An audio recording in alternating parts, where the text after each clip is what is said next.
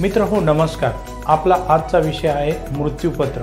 मृत्यूपत्र हे कोणी बनविले पाहिजे व कोणास मृत्यूपत्र बनविण्याची आवश्यकता आहे। मृत्यूपत्र कोणी बनविले पाहिजे? मृत्यूपत्र बनविणे कामी आपणाकडे संपत्ती असणे गरजेचे आहे। आपल्या पश्चात आपल्या संपत्तीची विल्हेवाट ही योग्य पद्धतीने झाली पाहिजे। या कामी आपणास मृत्यूपत्र बनविणे गरजेचे आहे। मृत्यूपत्रात आपले संपूर्ण नाव, वय, कामधंदा व पूर्ण पत्ता असणे गरजेचे आहे। मृत्यूपत्रामध्ये आपल्या उत्तराधिकाऱ्याची यादी, संपत्तीची यादी विवरण व मृत्यूपत्रात संपत्तीची निश्चितीकरण असणे गरजेचे आहे। नंबर 1, संपत्तीची यादी। सर्वात प्रथम आपल्या सर्व संपत्तीची एक यादी करा। त्यात आपल्या मूवेबल, इमूवेबल म्हणजे चल अचल संपत्तीची समावेश असावा। त्याचप्रमाणे सर्व विमा पॉलिसी यांचा त्यात समावेश असावा। नंबर 2, उत्तराधिकाऱ्यांची यादी। मृत्यूपत्रात तुम्हाला ज्यांना संपत्तीचे वाटप करावयाचे आहे अशा सर्वांची एक यादी तयार करावी। नंबर 3, संपत्तीचे निश्चितीकरण। कोणती संपत्ती कोणाला देणार आहेत व कोणत्या हेतूने देणार आहेत हे निश्चित करणे गरजेचे आहे। त्याचप्रमाणे दबावाखाली बनवलेले मृत्यूपत्र हे करणे चुकीचे आहे।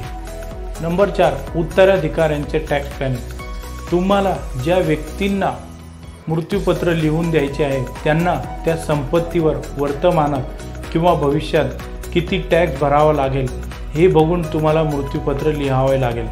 असे केल्यामुळे तुम्हाला तुमची संपत्ती भविष्यात ज्यांना मिळणार आहे त्यांना कमीत कमी टॅक्स भरावा लागेल। उत्तराधिकाऱ्यांचे टॅक्स प्लॅनिंग करिता तुम्हाला टॅक्स प्लॅनिंगमधील तज्ज्ञ किंवा सर्टिफाईड प्लॅनर यांची तुम्ही मदत घेऊ शकता। नंबर 5, मृत्यूपत्र कशावर लिहावे?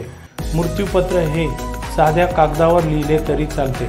कोणत्याही स्टॅम्प पेपरवर अथवा कायद्याच्या कोणत्याही कागदावर लिहावे असे काही गरजेचे नाही। नंबर 6, मृत्यूपत्र टाईप करावे। कायदेशीरदृष्ट्या मृत्यूपत्र हे हाताने लिहिलेले किंवा टाईप केलेले चालते, परंतु टाईप केलेले मृत्यूपत्र हे कधीही चांगले, कारण त्यात आपण आपल्या सोयीनुसार बदल करू शकतो। परंतु मृत्यूपत्र हे योग्य प्रकारे वाचता यावे व त्यात फेरफार करता येऊ नये यासाठी मृत्यूपत्र हे टाईप करणे अधिक सोयीस्कर ठरते। नंबर 7, स्पष्ट भाषा आणि शब्द।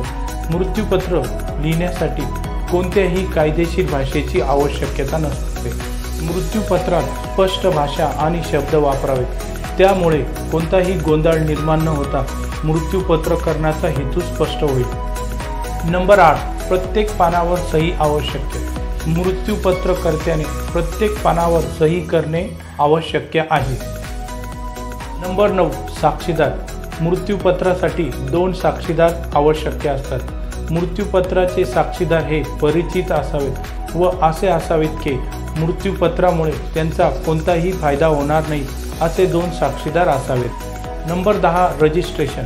मृत्यूपत्राचे रजिस्ट्रेशन करण्याची कोणतीही आवश्यकता नाही, परंतु भविष्यात वाद अथवा गोंधळ निर्माण होऊ नये म्हणून मृत्यूपत्र हे रजिस्टर करणे कधीही फायदेशीर ठरते।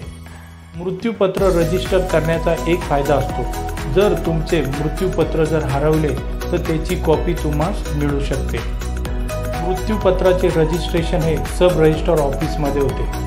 मृत्यूपत्र हे तुम्ही स्वतः किंवा वकिलामार्फत किंवा सर्टिफाईड फायनान्शियल प्लॅनरच्या मदतीने तुम्ही करून घेऊ शकता। मृत्यूपत्र करणे हे महत्त्वाचे आहे। Number 11, fitness certificate. तुम्हास मृत्यूपत्र बनविणे कामी MD डॉक्टर अथवा MBBS डॉक्टर यांचे फिटनेस असल्याबाबतचे सर्टिफिकेट डॉक्टरांकडून घ्यावं लागेल, म्हणजेच तुम्ही मेंटली व फिजिकली फिट आहात असा दाखला डॉक्टर साहेबांकडून घ्यावा लागतो। मित्र हो, तुम्ही माझ्या चॅनलवर नवीन असल्यास माझ्या चॅनलला सबस्क्राईब करून घ्यावे, म्हणजे भविष्यात तुम्हाला वेगवेगळे दस्त कसे बनवायचे, कसे नोंदणी करायचे याबाबतची माहिती मिळत जाईल।